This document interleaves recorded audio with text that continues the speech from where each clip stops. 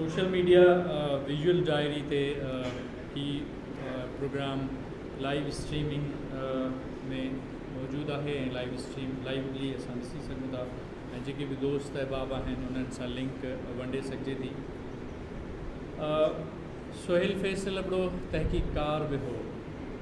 हुन जी उन तहक़ीक़ जे हवाले सां हुनजो मेंटोर हुनजो दोस्त असां सां गॾु हिन पंडाल में मौजूदु आहे। मां गुज़ारिश कंदुसि डॉक्टर मखमूर बुखारी खे तो बि स्टेज ते अचनि ऐं सुहेल फैसल अबड़ो जे हवाले सां पंहिंजूं सारूं वॾियनि।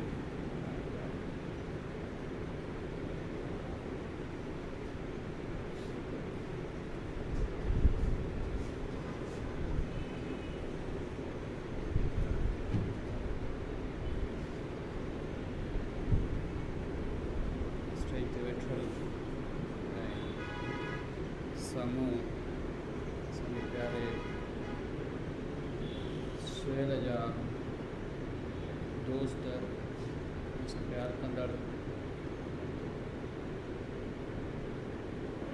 ॾाढो ॾुखियो आहे त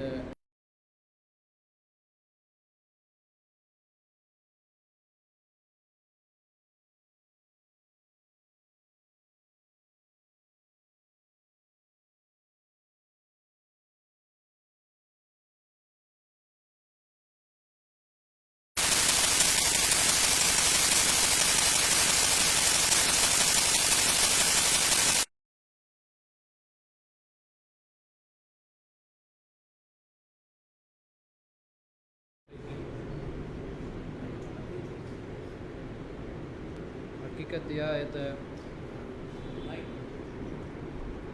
असां मां कंहिंजे बि ज़हन जे तसवर में परे परे ताईं बि इहो न हो त असां अॼु पंहिंजे हिन प्यारे जे लाइ ईअं हिते गॾु थींदासीं।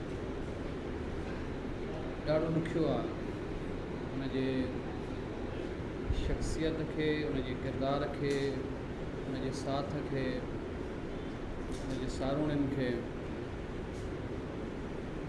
वंडणु। गुज़िरियल केतिरनि ॾींहंनि खां वा साक़िब मूंखे उनजे बारे में लिखण जे लाइ चई रहियो, पर सच इहो आहे त अॼु लफ़्ज़ पंहिंजे इख़्तियार में नथा अचनि जो उनजे उन सारूणीअ खे वंडे सघिजे। हीअ जेके आख़िरी ॾींहं हिन प्यारे जा असां सां जेतोणीकि मार्च जे 8-10 तारीख़ खां लाहौर में हो ऐं उन लाहौर खां पोइ जीअं हू वापसि आयो,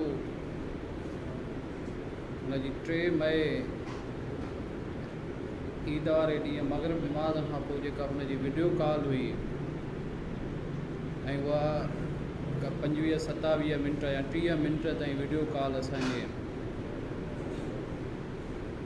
मूंखे तसवुर बि न हो त ज़िंदगीअ जी इहा असांजी आख़िरी गुफ़्तगू थी सघे थी। 2016 खां हू जहिड़ो कर हाला खे छॾियो, जामशोरे में पंहिंजे नौकरीअ जे करे रहणु शुरू कयो। हर जुमे जी शाम जो हाला वञिबो, सूमर ते वापसि अचिबो ऐं इहे छंछरु आचर 2 ॾींहं मोकल जा जेके हूंदा हुआ उहे असां 3 दोस्तनि जे विच में गुज़रंदा हुआ। आदा फरीद, सुहेल ऐं मुंहिंजा।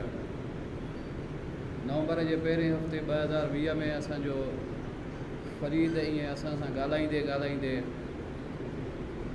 उॾामी वियो।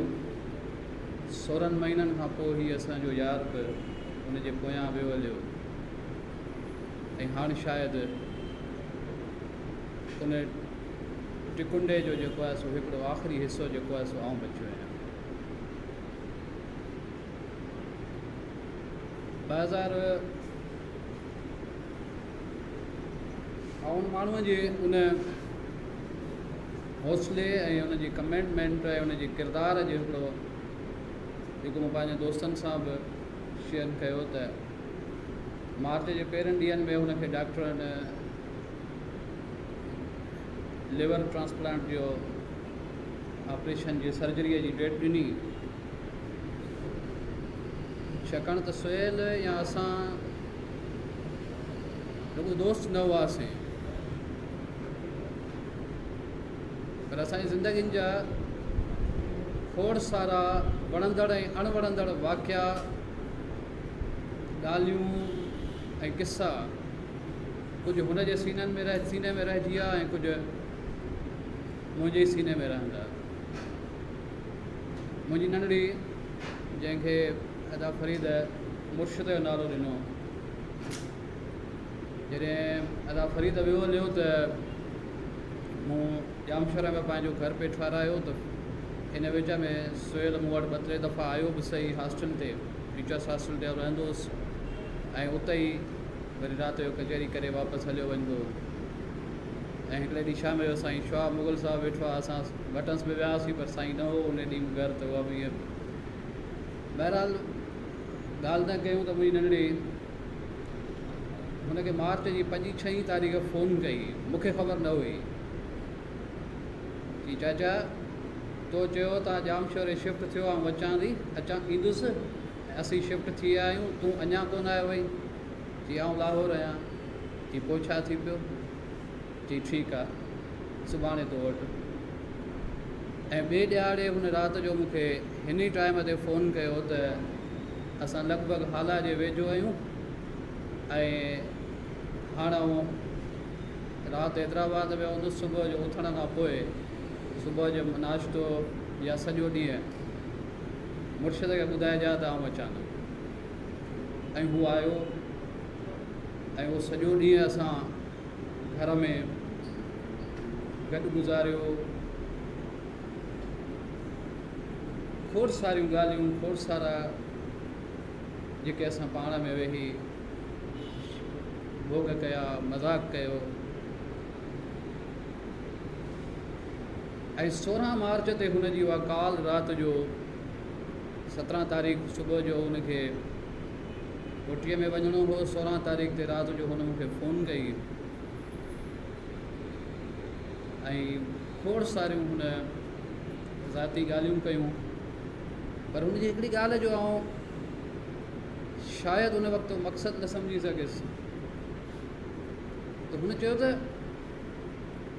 असांजी भेण जंहिं सुहेल जे शरीक हयात, जंहिं हुनखे लिवर डोनेट कयो, चई त मूं हुनखे चयो आहे त ज़िंदगी ओतिरी आहे ऐं आउं ऑपरेशन करायां न करायां, पर मूंखे ओतिरो ई जीअणो आहे। तंहिंजे करे मूं त खेसि हींअर बि चयो आहे त जेकॾहिं इरादो कई त पाण हितां हींअर अॼु वापसि हाला हलिया। ऐं ॿियूं केतिरियूं ॻाल्हियूं जेके, छाकाणि त असां हिकिड़े उन वक़्त जा दोस्त हुआसीं जॾहिं ज़िंदगीअ में छा करिणो आहे, ज़िंदगीअ में छा थियणो आहे, उहे रोज़ु नवां प्लान जोड़बा हुआ। इहे शादियूं, इहे नौकिरियूं, इहे ॿार, इहे ज़िंदगीअ जा हासिलात, इहे सभु ॿोझा मरला हुआ। त इहे केतिरियूं ॻाल्हियूं ऐं केतिरियूं शयूं असां डिस्कस कयूं ऐं केतिरियूं ॻाल्हियूं असां हिते कयूं। हुन ज़िंदगीअ खे जियो, पर सच इहो आहे त जंहिं नमूने सां हू अॼु वियो आहे असां वटां, असांखे उहो ॾाढो अकेलो करे वियो। गुलज़ार चयो त सब पे आती है सब की बारी से, मौत इंसाफ की अलामत है, ज़िंदगी सब पे क्यों नहीं आती।